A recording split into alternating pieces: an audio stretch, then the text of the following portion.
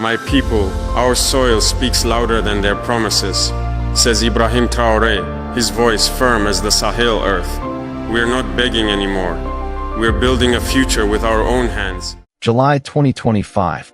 The dry fields near Bobo de Lasso in Burkina Faso tremble under the blazing Sahel sun. It's not war, not disaster. It's the sound of hope rolling in on wheels.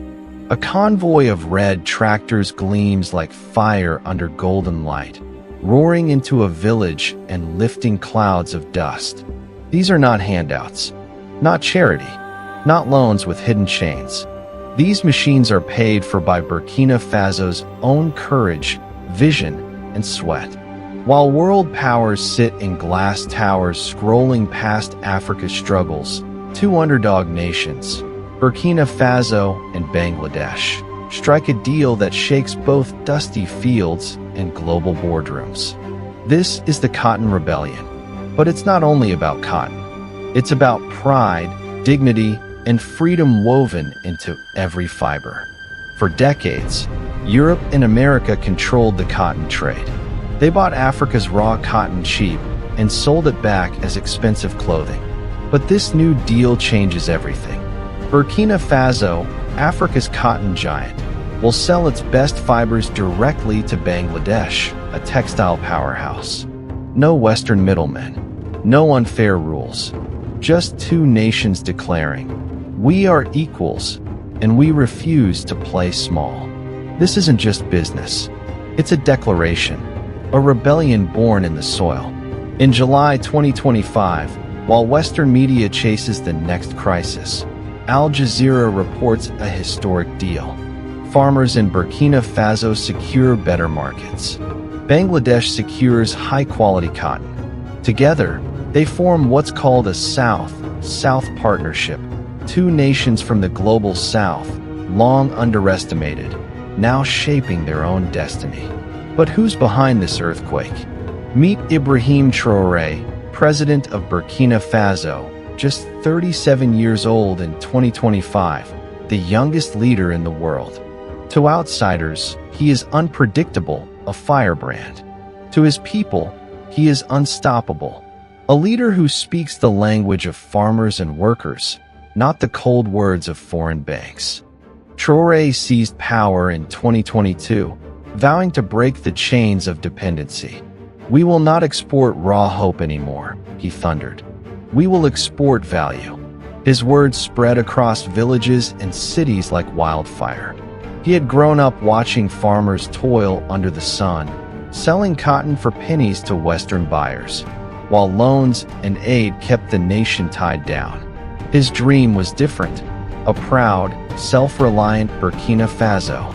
In Cambra village, old farmer Madou had worked the land for decades, his hands rough and his heart heavy.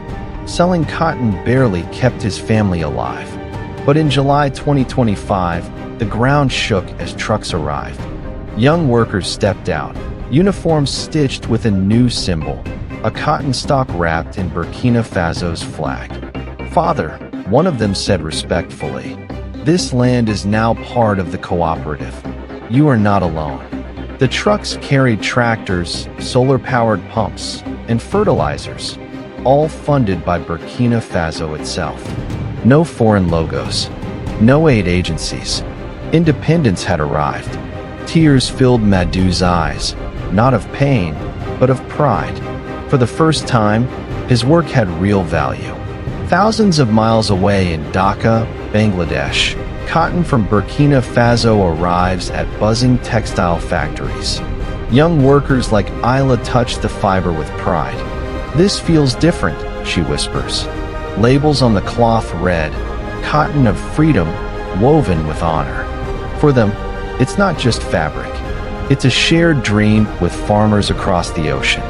Inside Bangladesh's Ministry of Commerce, officials call this more than cotton. It's strategy. Burkina Faso sends young experts fluent in English and Bengali, sharing farming and irrigation knowledge. Bangladesh teaches textile innovations and climate-smart techniques. It is not one-sided. It is two nations learning from each other, building a future hand in hand. Back in Burkina Faso, change spreads.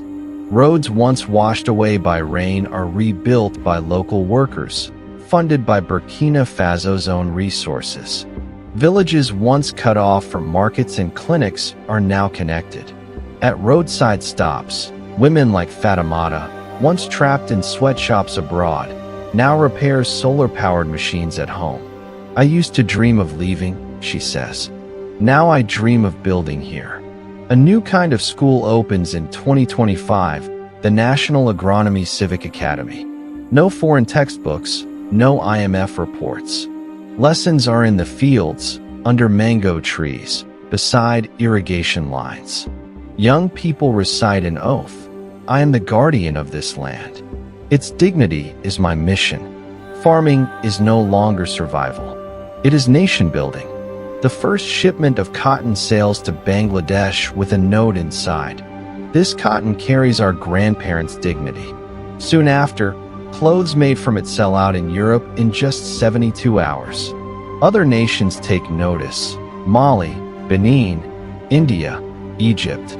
They ask, can we join? The rebellion spreads, showing the global South it does not need Western permission to succeed. In Geneva, trade officials panic. In Washington, lobbyists rewrite their playbooks. For decades, Africa's cotton was controlled by Western brokers. Now, Burkina Faso and Bangladesh bypass them. The system trembles.